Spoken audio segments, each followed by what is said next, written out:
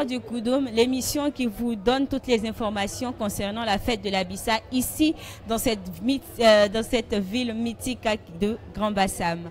Aujourd'hui, pour ce 5e numéro, nous allons nous intéresser aux bijoutiers. Quelle est leur place dans la société et bien sûr dans la royauté d'Enzima Kotoko? Alors, sans plus tarder, allons-y nous enquérir de la situation.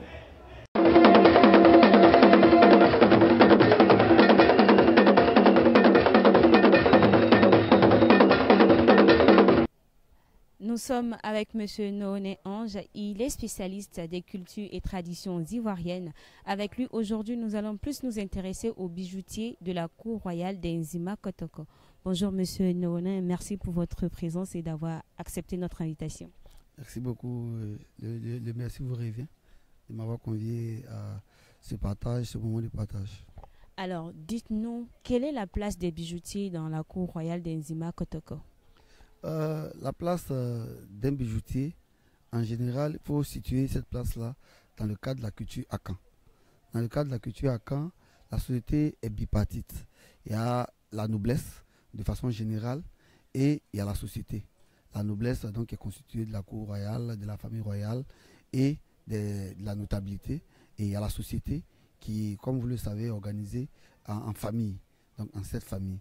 Mais à côté de ce découpage-là, on a un découpage qui permet de classifier les gens en tenant compte de leur activité, de leur profession. Et il y a des activités qui sont véritablement importantes comme celle du bijoutier, celle du costumier, parce que quand on parle de bijoutier, on parle du costume d'apparat des nobles. Le costume d'apparat des nobles ne serait rien sans une synergie entre beaucoup de familles d'artisans. Donc il y a les costumiers, ceux qui font les grands pagnes que vous voyez, le quinté. Et le quinté est accompagné par des sculptures. Les sculptures, donc la canne, vous avez le chasse-mouche. Et les bijoux viennent en fait compléter cette panoplie-là qui fait la panoplie du costume de la royauté. Donc comme tous les autres membres de cet ensemble-là, qui fait en sorte qu'on particularise de façon vestimentaire une profession où on particularise une qualité, le bijoutier est important. Et le bijoutier, il est d'autant plus important qu'on ne peut pas être bijoutier si on n'est pas dans une caste d'orfèvre. Or, vous savez que l'or est plus qu'un métal pour Lacan. L'or est la représentation même de l'immanence et de la puissance du divin. C'est pourquoi il y a une réalité en pays à Caen, on ne vole pas l'or. Lorsqu'on vole l'or, on s'expose à des malédictions. Donc celui qui travaille l'or, qui le façonne à faire une œuvre divine. Et les motifs qui sont créés sont des motifs artistiques, comme on le voit, mais c'est des motifs qui ont de forts symboles qui permettent de faire passer un message. Parce que quand le roi sort, évidemment, on dit que le roi ne parle pas, mais le roi est très bavard. Il est très bavard en un symbole. Tout ce qu'il porte, les couleurs de son pagne, les bijoux, les motifs, les animaux qui sont utilisés, tout ça traduit un message très profond. Donc, ce qui fait du bijoutier en particulier, et puis des artisans qui entrent dans la confection de son costume, des personnages très importants, parce qu'ils doivent pouvoir transcrire au peuple tous les messages qui sont contenus dans la royauté en rapport avec les circonstances de la sortie du roi.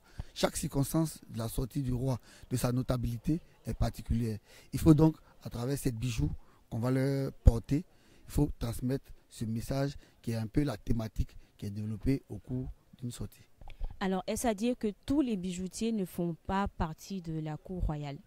Tous les bijoutiers ne sont pas bijoutiers de la noblesse et du roi. Parce que les tenues du roi, les tenues d'apparat du roi sont des tenues qui sont des tenues humaines. Mais en réalité, ces tenues-là aussi sont frappées du sceau de la spiritualité. Il faut que ces tenues, lorsqu'il les porte, elles puissent le mettre à l'abri de toutes sortes d'attaques. Donc, un bijou, par exemple, qui est fait avec une intention malveillante, ne garantit pas la sécurité du monarque. Il faut que le bijou, lorsqu'il est fait, il y a la confection, la technicité, mais il y a aussi des rituels Donc c'est pourquoi ce n'est pas tous les tisserands, ce n'est pas tous les bijoutiers, tous les orfèvres qui sont affectés au service du roi.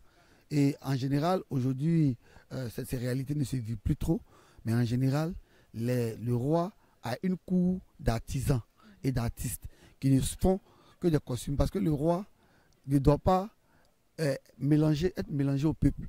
Et le roi fait des costumes que le roi porte sont des costumes uniques en les gens. Le bijou que le roi porte doit être un bijou que lui seul porte.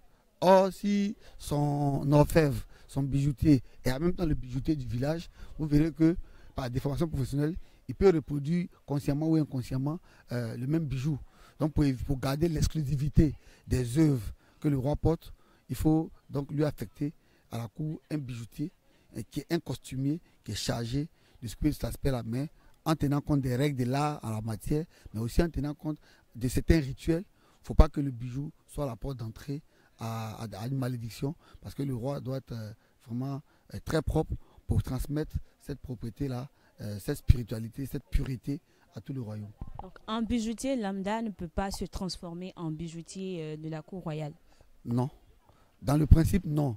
Avec l'évolution, mais je ne pense même pas que ce soit le cas aujourd'hui. Ceux qui confectionnent les bijoux du roi sont le roi à l'exclusivité de ceux qui confectionnent. Généralement, comme je l'ai dit, aujourd'hui, il n'y a plus de caste de bijoutiers. Un bijoutier peut faire une autre activité. Sinon, les Nzima, la force des Nzima, les Nzima dans le royaume Akan étaient les plus grands bijoutiers. Aujourd'hui, cette pratique et cette technique de fabrication, de transformation de l'or est en voie de disparition. On ne peut plus vous identifier une caste de bijoutiers en pays Nzima. Sinon, l'activité principale des Nzima au sein de la caste des Akans, c'était vraiment la bijouterie. La bijouterie, mais surtout la transformation de l'or dans toutes ses composantes. Généralement, vous voyez que le roi porte des bijoux blancs. Certains pensent que c'est du bronze, mais c'est de l'or. Parce que le bijoutier a la capacité de façonner les couleurs de l'or. Donc, l'or n'est pas seulement le métal soleil qu'on voit, mais l'or, il y a aussi l'or blanc. Et il y a des circonstances pour lesquelles, par exemple, le jour, vous vous rendez compte que le dernier jour de la Bissa, où le roi est allé prendre son bain purificateur, le roi sort avec des bijoux blancs. Et ces bijoux, effectivement, ces bijoux sont en or. Donc celui qui travaille doit connaître le rituel, tout le rituel qui entoure l'extraction. Et généralement, c'était des orfèvres qui étaient au début et à la fin du processus. Ils étaient en même temps, c'était des familles qui étaient chargées d'extraire l'or, de le purifier, de le transformer, de le façonner et de le mettre à la disposition de la noblesse. Parce que ce que vous devez savoir, c'est que aujourd'hui, avec la démocratisation des cultures, tout le monde peut porter de l'or en présence du roi. Mais à l'origine, l'or, le quinté, était l'apanage de la noblesse, en particulier de la famille royale. Alors, c'est-à-dire, on comprend alors que serait réellement la cour royale sans les bijoutiers? Moi, je vais un peu extrapoler la question. Que serait un costume d'apparat de roi sans des bijoux en or? Parce que c'est ce qui fait la particularité de la culture Akan. Cette vénération, cette omniprésence de l'or. L'or, au-delà de son aspect, l'or est la matérialisation de la conception de la noblesse. La noblesse, c'est la pureté. La noblesse, c'est la grandeur. Or, l'or est le métal qui traduit le mieux cette philosophie de grandeur, cette philosophie de puissance. Et donc, évidemment, celui qui confectionne l'or a une particularité et un respect, on lui voue un respect quasi religieux. Comme au nord, dans des autres sociétés, il y a le forgeron qui transforme le fer. Tout artisan des métaux est respecté parce que le métal, pour qu'il prenne forme, doit passer par le feu. Et pour qu'on lui donne la pureté, il doit passer par l'eau. Et donc, la confection d'un bijou utilise les 4 éléments vitaux.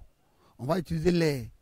On va utiliser la terre parce que généralement l'or est mis dans la terre et on chauffe. Après avoir chauffé, on laisse à l'air et donc on voit qu'avec l'eau, on va laver. Les 4 éléments vitaux vont intervenir. Donc c'est des gens qui ont une parfaite maîtrise, qui font vivre de façon harmonieuse les 4 éléments vitaux. C'est un geste anodin, mais du point de vue spirituel, c'est un geste qui marque un peu une conciliation des éléments du cosmos pour que celui qui porte ce bijou-là soit plutôt purifié, protégé et donc soit mis à l'abri de tout esprit maléfique. Voilà, j'espère que vous avez compris beaucoup de choses. Vous avez assez compris la place des bijoutiers dans la cour royale d'Enzima Kotoko. Merci beaucoup à vous de nous avoir suivis. Encore une fois, merci à vous, Monsieur Noné Ange, pour votre présence. Merci beaucoup aussi à vous.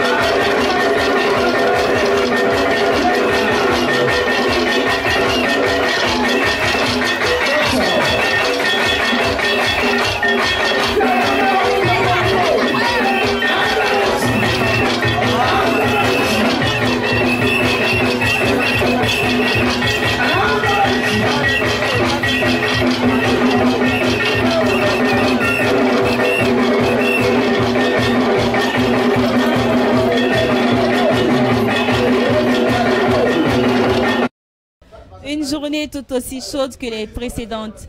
Comme on le dit très souvent, les bonnes choses ont toujours une fin. On se donne donc rendez-vous demain pour une autre édition de cette fête de la Bissa, pour une incursion dans la royauté d'Enzima Kotoko.